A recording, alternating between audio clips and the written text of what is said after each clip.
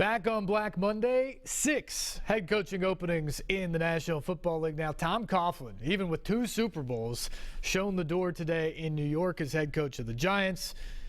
He joins Jim Tomsula at San Francisco, and, of course, Chip Kelly in Philadelphia, Ken Whisenhunt in Nashville at Tennessee, Joe Philbin in Miami, and there's one more out there. Can't remember it right now. But that's the list of guys that are out there at the moment. 6 coaching vacancies, and of course here in Nashville today, a GM opening as Rustin Webster was relieved of his duties after 4 seasons in which he won just 18 games and failed to lead the team to the playoffs. Back to the phones we go, and Phil, good evening. Hey, good evening, Steve. Thanks for taking my call. You bet.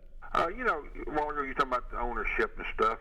I believe, Steve, if you went in that stadium when it's full, when people, Titan fans are there, majority would probably tell you right now, this very day, new ownership, because if the Adams care about this team, why don't they move here and be with us? They're running this team in Houston, Texas. Move to Nashville where your team is. Be with your team. Be with the people that support you. Be with us. Don't be on the phone or TV. Come and live with us. And I'm speaking as a Nashvilleian. That's what makes me mad. That's the reason I wish they'd sell the team. Sell it to somebody who lives in Nashville or someone lives in Tennessee who cares about making this team great. Because when this team is great, it makes our city and our state great.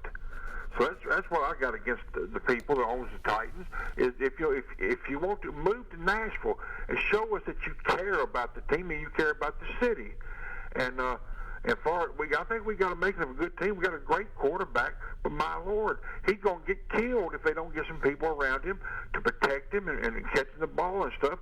And I wish they'd go after a big name to be the new general manager, somebody who has some good experience in football. Then hire a coach, somebody he can work with. And I'll get offline and see what you have to say. Yeah, Philip, I thought one thing that was interesting today is that they said that they were going to do simultaneous searches for 2 different people for the 2 different jobs. So one thing that tells me is they're not doing a Chip Kelly in Philadelphia and hiring a coach who's also going to be the general manager and giving him total control. They're not going to do that. They're going to hire 2 different people for the 2 jobs, and they're going to look for them simultaneously. They're not opposed to hiring the coach first and then finding the general manager or going at the vice versa direction. They're just going to find the people they believe are the best and let them work together. I found that interesting today. The other thing, and look, I think you hit on a topic that speaks to a lot of people in Nashville and in Middle Tennessee. They don't feel like these owners are one or a family of us in this case. And look, I think that's fair. I said in the last segment that at some point they've got to step up and sort of give the directive and the roadmap of what they're trying to do, that they truly aren't selling the team, that this is their plan and this is what they're doing. But I also want to point out a couple things. I don't think the fact that Amy Adams Strunk, the controlling owner, and most of the family lives in Houston is necessarily a bad thing. Would you rather have Jerry Jones or Dan Snyder, some of these owners that are right there every day and meddle in what their teams are doing? Me personally, I'd rather my owner stay away and just let the football people, the people who spent their entire life learning the personnel game and learning the salary cap and learning how to run a team, run the team. Just write me checks. Make sure that they all cash out, and then we can go get the players and the coaches that we need to win. I think there is absolutely something to be said for that. And don't forget, too, Kenneth Adams IV, who owns 11% of the team and is part of the Adams family that is the ownership group and ownership family of the Tennessee Titans. He works for the Titans. He is in that building every day in a managerial role. And that role increases all the time. He is going to be a big part of the interview process and the hiring process of what this family is going to do in terms of both the general manager and the head coach. So there is part of the family in that building every day. And Amy Adams Strunk has made several trips here to be a part of discussions and decisions this fall. So they are not as aloof as I think sometimes people believe that the family has been. But again, what they're probably guilty of is not letting us know that, because you never hear from them and you rarely see them. So at the end of the day, I think a lot of certainly casual fans, but even the more diehard fans look and say, I never see you around. I never hear from you. I never feel the pain, or never feel that you are feeling my pain after a tough loss, because you're not talking to your fan base. And because of that, you get this disconnect. And I think that is a real problem. Again, I don't know if they have to change addresses and move here to Nashville, but I do think at some point somebody has to step up and acknowledge the fans, feel their pain, and talk to the fans and let them know what they're thinking. Let's go to David. David, good evening. Yes, before the 32 teams went to the stadium yesterday, in other words, before the games were played yesterday, early in the morning when analysis was going on, very early in the morning, there was something that was flashed on TV,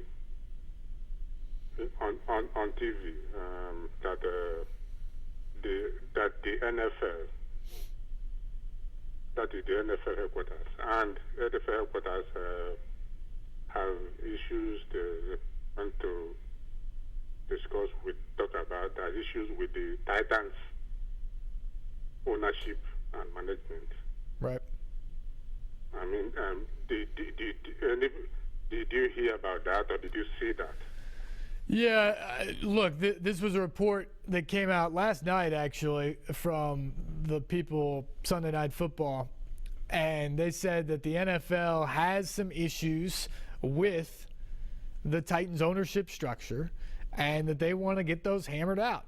And there's also a kind of a subsequent report to that the Titans have actually hired an antitrust lawyer. So this thing sounds a little bit sticky. Steve Underwood would not talk about that today. They say that they refuse to talk about sort of ownership entity details like that and make them public. But clearly something's going on there. And look, I don't even know if that's a surprise. You're talking about the longtime owner of the franchise passed away just over 2 years ago. It immediately became sort of the management issue of one sister. And after 1 year, the rest of the family essentially said, we don't like the direction this is going. We want the controlling owner to actually be Amy Adams Strunk. She's now in charge.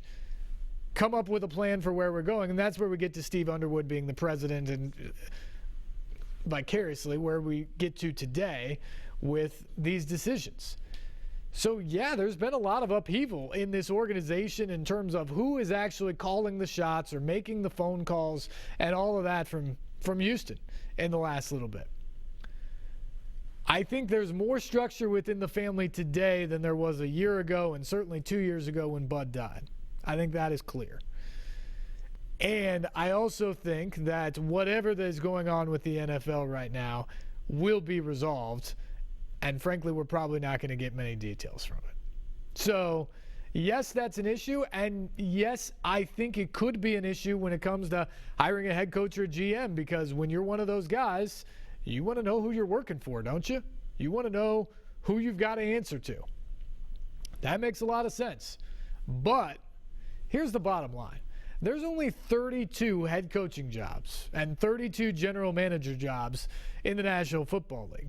So if you're one of the guys who are up for those positions, and it's this year, and here's the Titans job, there's only 3, 4, 5 more other jobs out there at any given time. So you're telling me if you have an opportunity on the table with the Titans that you would maybe sit back and shy away from it because you're not sure? No. Most people are going to go out there and take it because it's an NFL head coaching job or it's an NFL GM job. So, yes, there's some uncertainty. Yes, I think we're going to hear more about that. But I don't think it's a big issue in terms of the Adams family continuing to own this team. I don't think there's going to be a forced sale or anything like that. And I don't think it's going to prevent them from doing what they want to do. Back to the phones now. And Timothy. Timothy, hello. Hey, how you doing, Steve? Good. What's up? My question is, okay, 2 years ago, Bud spent over $100 million on this offensive line. So where is that $100 million at? 2 years we've been pushed around on the football field. We done had a 2 and 14 year, and a 3 and whatever. That money. What happened to those players he spent that $100 million on? That's my question. And his daughter, Amy. Yep. She do need to show her face here in Nashville more. She do need to come out and talk to the fans and tell the fans where she got her map out and where she's going with the team. Because like a diehard fan like me, I love the Titans. I want them to stay here. I don't want them to sell them. I want them to stay here and, win some playoffs and hopefully bring home a Super Bowl. And that's all I got to say. Sure. Timothy, we appreciate the call. A lot of people want them to win. I think the Adams family wants them to win. They're not selling. They've said that over and over again. I would be stunned at this point, based off the messages that they continue to give us, that this family is selling this team anytime soon. They want to figure it out. I agree with you, though. You got to get that message out there. And Amy Adams-Strunk is here a lot. She was here in training camp. She was at every game, home and away, including the preseason, all year long. She was here last spring for meetings. She stopped in during the regular season for important things. She's here when anything big is going on. But you don't, as the fan, and frankly, we in the media, don't see her. She goes to the second floor, does her business, gets back on the plane, and heads back to Houston. That's how it works. And frankly, that's okay. I don't think you have to live here or have the office there and be there all the time. But you do. And look, you don't have to speak. Clearly, they're not. There's no law that says that they need to speak as owners of the Titans franchise. But I do think there's enough discontent from the fan base, which when you look at the stadium on Sundays, those home games in November and December, it was like a ghost town over there at Nissan Stadium. So for their own interest of selling tickets, I think it would be wise to step up, even if it's uncomfortable or you don't want to do it, and have a little media chat someday and explain all the things that you want to do. I think that's important for her to do. One more phone call before we get to a break here. Let's go to Ricky. Ricky, hello. Hey. How are you, Ricky? I'm good. I was calling about the general manager. Mm-hmm. Do you think Floyd Reese would ever be considered? Steve Underwood has a background with Floyd Reese. Those guys work together with the franchise, but he said today that he was not on the candidate list that they were looking into. I imagine those guys still keep in touch to some degree because they worked together for so long, but I think that Floyd Reese is probably not coming back to be involved in this situation. I mean, because he's a good personnel guy, draft-wise. He was. The end here in Tennessee probably wasn't particularly pretty. I don't know how that maybe affects either his position with the Adams family or Steve Underwood in particular. But I just think at this point, maybe age has something to do with it as well. But I don't see, and he said as much today, that Floyd was not on the list of candidates that they are now working off of. Okay, that's all I had. All right. Well, we appreciate that phone call. We got to take a break here. We're on a bit behind schedule, but we will get back to the phones. 737-7767 is the number. We've got some lines open for you, and we'll get back to your calls right after this. This is Titans Talk on News Channel 5+.